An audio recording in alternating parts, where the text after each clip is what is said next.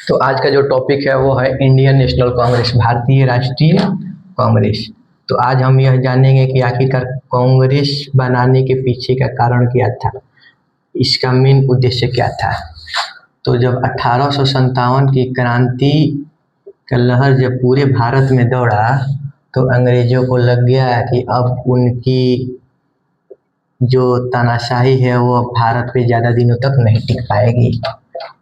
उनको उनके मन में अब यह डर सताने लगा कि अब कितना दिन और कितना दिन भारतीय राष्ट्रीय कांग्रेस और कितने दिन तक हम लोग भारत पे राज करेंगे।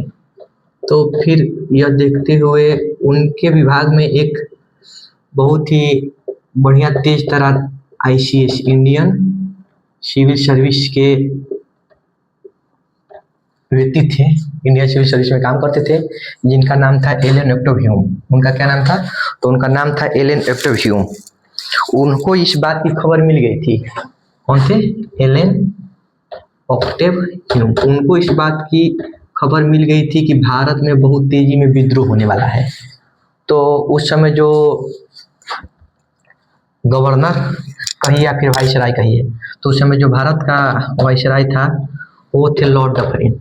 तो वो लॉर्ड डफरिन के पास जाते हैं और उनको समझाते हैं कि अगर हम लोग कुछ आइडिया करके अगर कुछ ना कुछ ऐसा काम नहीं करते हैं जिससे भारतीयों को लगे कि हम लोग आपके साथ हैं, तो उन्होंने क्या किया कि लॉर्ड डफरिन को समझाया कि अगर हम लोग ऐसा करते हैं तो कुछ दिन और कुछ और ज़्यादा दिनों तक हम लोग भारत पे राज कर सकते हैं। नहीं तो आप देख ही सकते हो कि जिधर जाइए उधर देखिए हम लोग का केवल विद्रोह ही हो रहा है।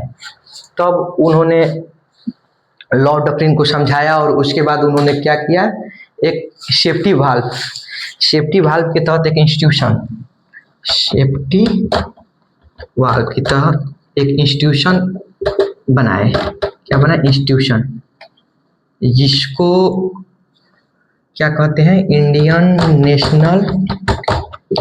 National union.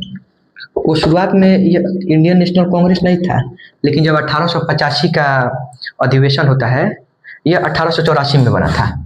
तो जब 1885 का अधिवेशन होता है उस समय यही यूनियन का नाम हटा के इंडियन नेशनल रहता है और कांग्रेस कर दिया जाता है। यूनियन को हटा के यहाँ पे कांग्रेस कर दिया जाता है, तो वहीं इंडियन नेशनल कांग्रेस का फॉर्मेशन होता है। तो इसका जो मेन उद्देश्य था, ऑब्जेक्टिव क्या क्या थे, वो सब सारी चीज़ें हम लोग जानेंगे कि इसका मेन उद्देश्य था, आखिरकार इसको क्यों बनाया गया।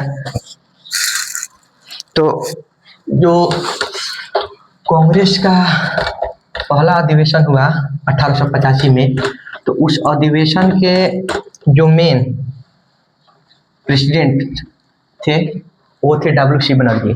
तो उस अधिवेशन के जो प्रेसिडेंट थे 1885 में जो कांग्रेस का अधिवेशन होता है बॉम्बे में, कहाँ पे होता है? बॉम्बे में। तो इसके जो प्रेसिडेंट थे वो थे WC बनर्जी।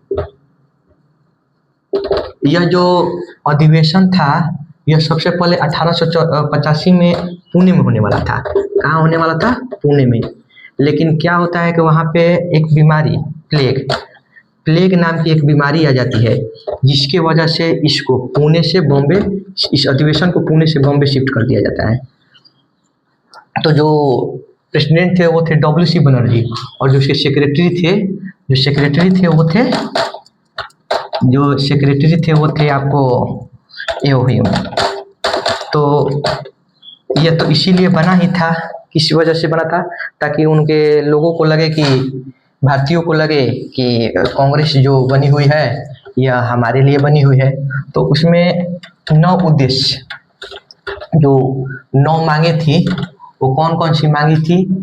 तो सारी की सारी जो मांगे थे वो उन्होंने उसमें एक लिखित प्रस्ताव में दिए। तो जो उनकी पहली मांग थी वो मांग थी कि एक शाही कमीशन हो। जो उनकी पहली मांग थी कि वो थी कि एक शाही कमीशन हो, एक शाही कमीशन हो।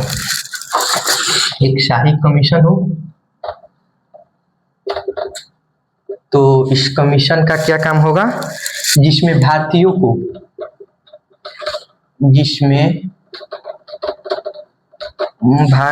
को उचित प्रतिनिधि का मौका मिले, भारतीयों को उचित प्रतिनिधि का मौका मिले, प्रतिनिधि का मौका मिले। ऐसे ही कर करके ये मांगे तो थी, लेकिन बस नाम के लिए मांगी थी। वैसे ही करके दूसरी मांगी थी कि प्रांतीय विधानमंडल का विस्तार किया जाए। जो दूसरी मांगे थी वो क्या थी कि प्रांतीय विधानमंडल का विस्तार किया जाए। ये भी एक लॉलीपॉप था। दूसरा भी जो था ये भी एक लॉलीपॉप ही हो गया था कि आखिरकार ये और उसमें यह भी बताया गया था। फिर उसके बाद आपका तीसरा जो था वो था कि बजट के बारे में, जो जैसे कि अब बजट पेश होता है उस समय भी बजट पेश होता था, तो बजट के बारे में इसका सारा खर्चा बारे में बताया जाए, इसका सारा खर्चा बताया जाए। उसके बाद जो इन लोगों का चौथा मांग था वो मांग था कि जो ICS इंडियन सिविल सर्विस की जो परीक्षा होती थी वो पहले इंग्लैंड में होती थी। तो इनका जो ICS की परीक्षा थी वो कहाँ होती थी पहले, तो ये पहले इंग्लैंड में होती थी। तो अब इनका यह मांग था कि इसको भारत में भी करवाया जाए। कहाँ करवाया जाए? भारत में करवाया जाए। और भारत में करवाने के साथ साथ जो इसका उम्र था पहले था 19 साल, मतलब 19 साल तक के ही बच्चे भारतीय जो थे वो इसको एग्जाम दे सकते थे, लेकिन इसको बढ़ा के 23 साल तक कर दिया जाए। तो ये जो थी वो उसमें चौथी मांग थी। उसके बाद जो आपका पांचवा मांग था वो मांग था कि सेना के खर्चा को कम किया जाए। जो पांचवा मांग था वो था कि सेना के जो खर्चा था उसको कम कर दिया जाए, और कि सेना का खर्चा कम कर दिया जाए। पांचवा जो मांग था वो था कि सेना के खर्चा को कम कर देना, सेना के खर्चा को कम करना, क्योंकि उनको दिखाई देता कि जो सेना में थे जो बढ़िया पोस्ट पे थे, जितने भी बढ़िया पोस्ट पे थे वो थे अंग्रेज थे, और जितने भी कम वाले पोस्ट थे उन सारे पोस्टों पर भारतीय थे। तो इसलिए ये भी कहा गया कि क्यों ना सेना का खर्चा कम कर दिया जाए और उसी को भारतीयों में लगाया जाए। फिर जो 6 नंबर था वो था कि चुंगी, यह एक प्रकार का कर था। चुंगी को फिर से शुरू कर दिया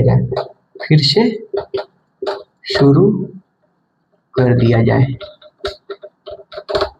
तो ये छठी मांगे थी उन लोगों की। सातवीं जो मांगे थी वो थी बर्मा जो म्यांमार हो गया है, तो बर्मा के बारे में था कि INC लोग इसका विरोध कर रहे थे। जो Indian national Congress INC, Indian national Congress के जो लोग थे वो इसका विरोध कर रहे थे कि इसको स्वतंत्र कर दिया जाए। किस बात के लिए विरोध करते कि इसको स्वतंत्र कर दिया जाए, इसको गुलाम ना रखा जाए, स्वतंत्र कर दिया जाए। ये भी मांगे थी। सातवीं जो मांगे थी यही मांगे थी। आठवां जो उनकी मांगे थी वो मांगे उपरोक्त सभी प्रस्ताव स्थानीय, जितने भी प्रस्ताव बताया गया था उनको स्थानीय राजनीतिक संगठन के भेजे जाए। जितने भी ये सारी मांगे थी उनको क्या कहता है, स्थानीय जितनी भी मांगे थी, स्थानीय मांगे को क्या किया जाए, तो इनको शिफ्ट करना था, इनको राजनीतिक संगठन के पास भेजना था। कहाँ पे भेजना था? स्थानीय मांगों को जो भी थे इनको भेजना था राजनीतिक संगठन में इन सारी बेंच को भेजना था। उसके बाद जो 9वीं उद्देश्य था वह था कि जो अगला जो अधिवेशन होगा वो अधिवेशन कहाँ होगा? वो अधिवेशन कलकत्ता में होगा। तो ये जो थे वो 9 मांगे थे। तो 9 मांगे में पूरा कुछ भी नहीं हुआ, बस एक जुमला था। तो एक फेमस व्यक्ति थे जिनका नाम था बिपिन चंद्र, जिनका नाम आप लोगों ने सुना होगा। तो उन्होंने क्या कहा? उन्होंने कहा कि इस राष्ट्रवादी विचार को जो कांग्रेस का गठन हुआ है यह बस केवल लोगों को बरगलाने के लिए है। किस लिए है? लोगों को बरगलाने के लिए है। उन्होंने इसमें यह बात बोला कि राष्ट्रवादी विचार के लोग, परंतु इसमें तो राष्ट्रवादी विचार के लोग हैं। वह क्या कह रहे थे? वह कह रहे थे कि इसमें राष्ट्रवादी विचार के लोग हैं, राष्ट्रवादी विचार के लोग हैं, लेकिन वह इसमें भाग नहीं ले रहे हैं और एलन एक्टुम ह्यूम को क्या कर रहे हैं? उसको उच्च पद दे दिए हैं। मतलब कि सारा सब कुछ वही कर रहा है, उसी को लीडरशिप दे दिए हैं। यह भारतीयों के लिए अच्छा नहीं है। जो एक कुपलेन नाम का व्यक्ति था, कौन? कुपलेन नाम का व्यक्ति था। वह बोला था कांग्रेस का जो जन्म हुआ है ब्रिटिश सरकार का विरोध करने के लिए नहीं। कांग्रेस का जो जन्म हुआ है, कांग्रेस का जन्म हुआ है, यह ब्रिटिश सरकार के विरोध के लिए नहीं हुआ है, यह उसको बचाने के लिए हुआ है। तो ये जो कुपलेन था वह क्लियरली बताया था कि जो कांग्रेस का जन्म हुआ है वह ब्रिटिश का विरोध करने के लिए नहीं, ब्रिटिश का विरोध करने के लिए नहीं, बल्कि किस लिए हुआ है? बल्कि उन लोगों को सहयोग करने के लिए हुआ है।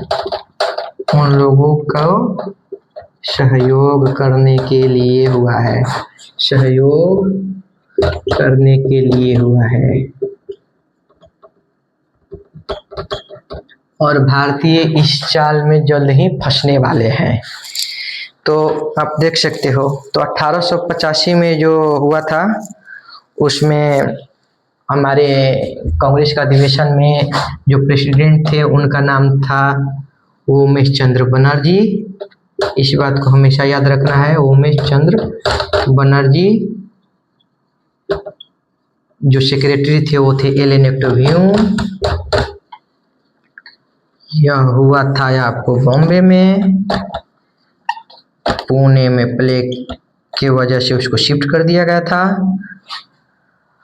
और ये था इतना आप समझ गए कि आखिरकार कांग्रेस को क्यों बनाया गया।